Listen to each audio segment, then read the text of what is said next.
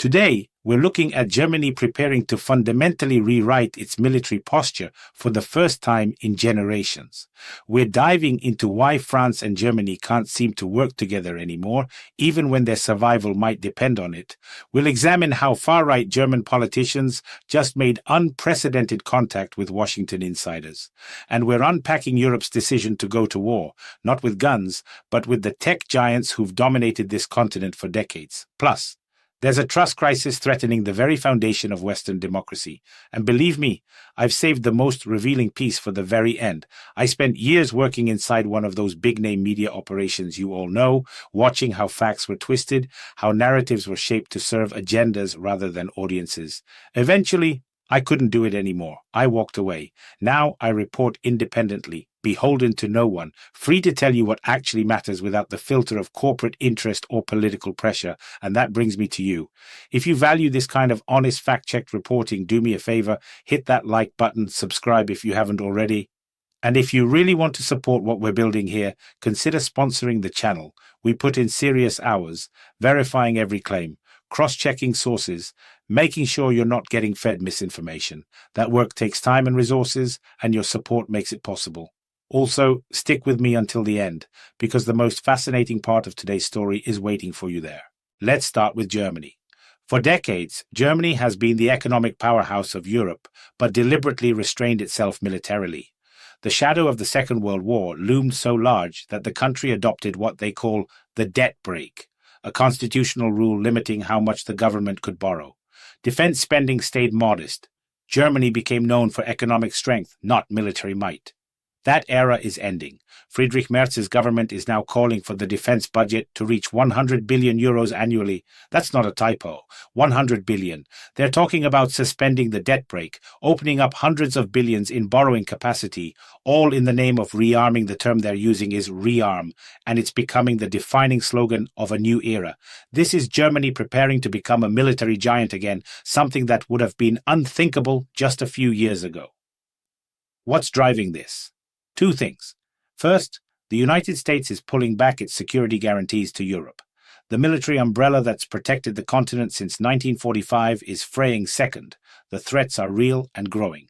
Europe feels exposed in ways it hasn't felt in generations. So Germany is responding by fundamentally shifting its posture. But here's the uncomfortable question. What happens when the largest economy in Europe starts militarizing at this scale? Does it stabilize the continent, or does it trigger a new arms race that fractures alliances and creates new rivalries? Because let's be honest, not everyone in Europe is comfortable with a heavily armed Germany. History casts a long shadow. Now, you'd think that in a moment like this, France and Germany would be working hand in hand. These are the two pillars of the European Union. If they can't cooperate, the whole European project is in trouble, and yet what we're seeing is the exact opposite. Franco German cooperation is collapsing, especially on technology and defense production. Take the MGCS project, the so-called Eurotank of the future. This was supposed to be the crown jewel of Franco-German military collaboration, a next-generation tank built jointly by the two nations. Instead, it's become a case study in mutual resentment and distrust.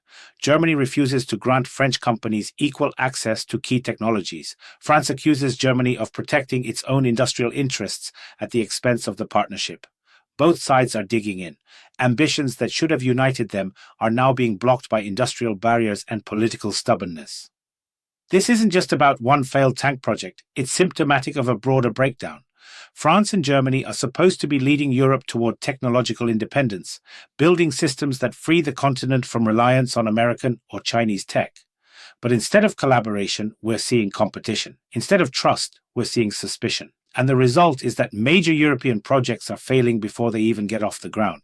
So ask yourself, if France and Germany can't work together when their future depends on it, what does that say about Europe's ability to navigate the challenges ahead? And here's where it gets even more intriguing. Because while traditional alliances are fracturing, new and deeply controversial connections are forming. For the first time, a delegation of politicians from Germany's far-right AfD party traveled to Washington and met with high-ranking officials in the Trump administration. We're talking about meetings with State Department representatives and White House advisors. There are photos. This isn't rumor or speculation, it happened, and the German political establishment is in shock. The AfD has long been isolated domestically, treated as beyond the pale by mainstream parties. Now they're getting official access in Washington, shaking hands with people who have real power in the American government. This is a direct challenge to the traditional transatlantic relationship. It opens a channel of influence for MAGA-aligned forces into one of the most important countries in the European Union. Think about what this means. Germany is one of the pillars of NATO, one of the anchors of the EU. If far-right politicians with sympathies toward Trump's nationalist agenda gain legitimacy and influence, it fundamentally shifts the political landscape, and it's not happening in isolation. Across Europe, populist and nationalist movements are gaining ground. Why? Because trust in traditional institutions is collapsing. Let me give you some numbers. International polling shows that in southern European countries, on average, fewer than 1 in 3 people trust their parliaments, governments, or political parties. In Poland and the Baltic states, people trust the military and the courts more than they trust their own governments. Political parties are scraping historical lows in public confidence, barely reaching 30% in most places. This is a crisis of legitimacy. People don't believe the system works for them anymore. They don't trust the politicians who claim to represent them, and when trust erodes like this, it creates a vacuum. Populist movements rush in to fill it. Extremist voices get louder. The very foundations of Western democracy start to shake. And I have to ask, are we paying attention to this? Because political apathy and disillusionment don't just make people tune out. They make people vulnerable to authoritarian promises, to simplistic solutions, to leaders who claim they alone can fix everything. History shows us where that leads, but most people aren't connecting these dots yet. They should be. Now, let's talk about something that might sound technical, but is actually about power, control, and the future of the global economy. Europe just went to war with Google, and I mean that almost literally. The European Commission hit Google with a fine of 2.95 billion euros. That's just under $3 billion. It's a record-breaking penalty. But here's the thing. The fine is only the beginning.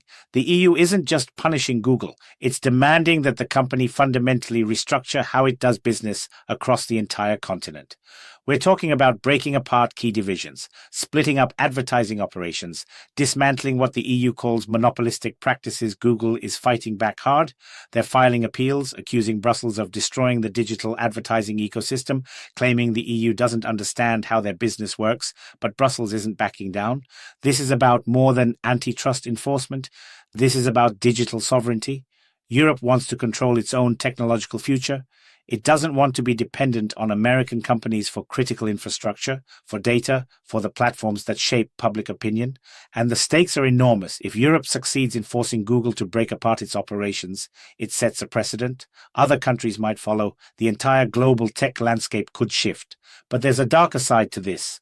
The United States is watching, and Washington is not happy. There are already threats of retaliatory tariffs.